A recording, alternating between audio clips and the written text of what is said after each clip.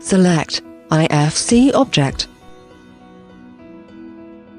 Select the file to import.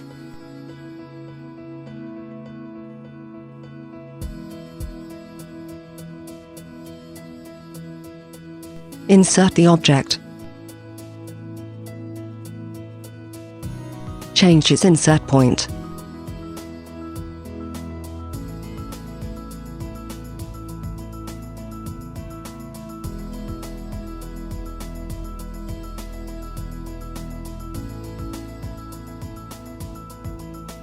Use the snap aids to position the IFC object in relation to the model.